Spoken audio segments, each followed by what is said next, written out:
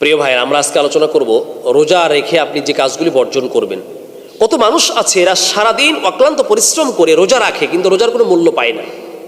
আপনি রোজা রাখার পরে যে কাজগুলি শুধুমাত্র ওই যে আমরা ভাত খাই, ভাত খেয়ে শুধুমাত্র রোজা রাখতেছি, সাহারি খাচ্ছি, আবার সারাদিন অক্লান্ত পরিশ্রম করে কাজ করছি, খাবার খাই না, পানি পান করি না, ইন্দ্রিয় চাহিদা আমরা ধারে পাশেও যাই না।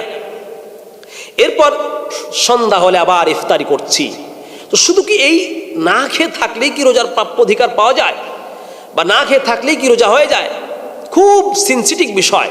হে মুসলিম জনতা, আপনাকে আল্লাহ পাক রোজা ফরজ করেছেন আপনার জন্য, শুধুমাত্র না খেয়ে থাকার জন্য নয়, আপনার আত্মিক পরিবর্তন করার জন্য, শারীরিক পরিবর্তন করার জন্য, চোখের পরিবর্তন করার জন্য, এবং আপনার সব কিছু ক্যারিস্টার ফুললি সব কিছু পরিবর্তন করার জন্য আল্লাহ পাক এই রোজা ফরজ করেছেন। আল্লাহ বলছেন, কুতিবা আলাইকুমুস সিয়াম, রোজাকে ফরজ করেছি। এত বড় একটা কষ্টসাধ্য ইবাদত, আপনি কি মনে করছেন? মানুষের জীবনে চলতে আল্লাহর দরবারে সর্বদা সার্বক্ষণিক আনুগত্যের মহান পরিচয় দিতে হবে। আর আনুগত্যের পরিচয় দিতে গিয়ে আমরা অনেক সময় ভুল করি, ভ্রান্ত করি, আমাদের কলব আত্মা নষ্ট হয়ে যায়। এই আত্মা নষ্ট হয়ে যায়, আত্মাটাকে আবার ট্রেনিং দিয়ে পরিশুদ্ধ করার জন্য আল্লাহ পাক রোজা ফরজ করেছেন।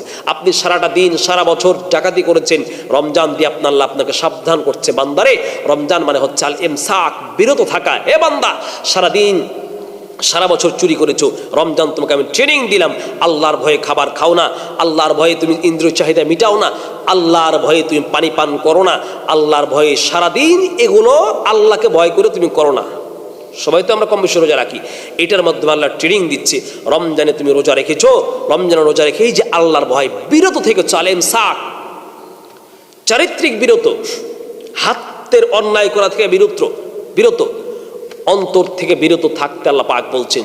সারাদিন চুরি করেছে, আল্লাহ পাক ট্রেনিং দেওয়ালে রমজান দিয়ে, রমজান মাসে রোজা রেখেছো, আল্লাহর ভয়ে খাবার খাও নাই, সারা রাত সারা বছর আর চুরি করবে না, সারা বছর বিড়ি ধূমপান করেছো, আল্লাহ পাক রমজান আল্লাহর আদেশে সারাদিন ধূমপান করো নাই, কোনো পুলিশ কিছু বলে নাই, বিডিআর কিছু বলে নাই, কেউ কোনো চেয়ারম্যান মেম্বার এমপি মন্ত্রী কেউ কিছু বলে নাই, শুধুমাত্র নিছক কেবলমাত্র আল্লাহ পাককে সন্তুষ্ট করার জন্য তুমি সারাদিন বিড়ি ধূমপান করো নাই, বাকি 11টি মাস ছেড়ে দাও।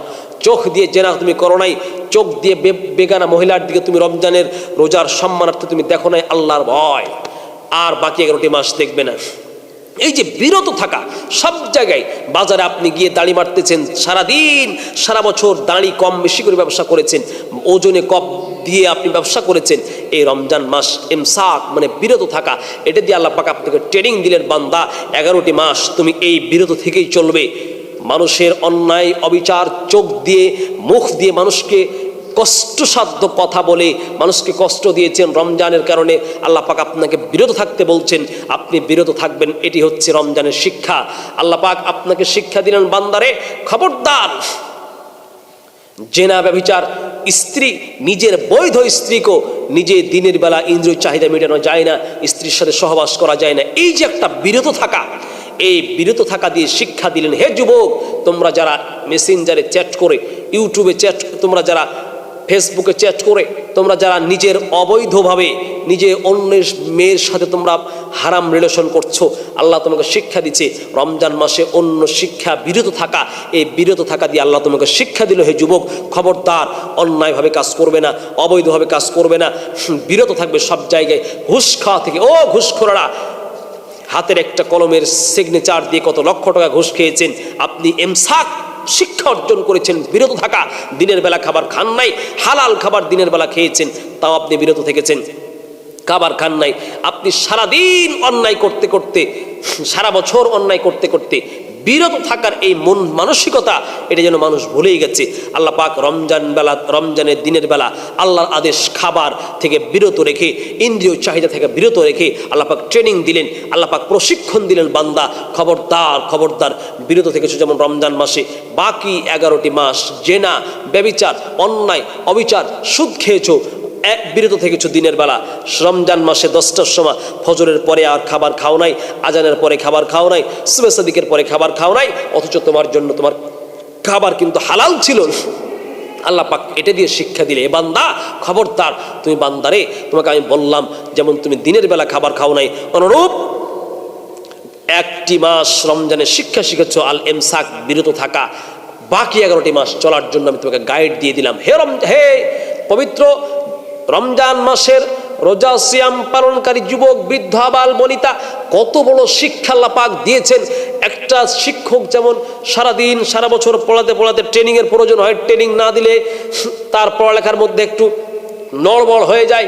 আল্লাহ পাক আপনার 11টি মাস ইমানের পরিচয় দিয়ে ইমানকে তরুতাজা করার জন্য আল্লাহ পাক আপনাকে পবিত্র মাহে রমজান মাস, একটি রমজান মাসে আল্লাহ পাক আপনাকে ট্রেনিং দিলেন। ট্রেনিং দিয়ে শিখাচ্ছেন, বান্দা এই তোকে শিক্ষা দিলাম, এই শিক্ষার মাধ্যমে তুই রমজানের রোজা রাখলি।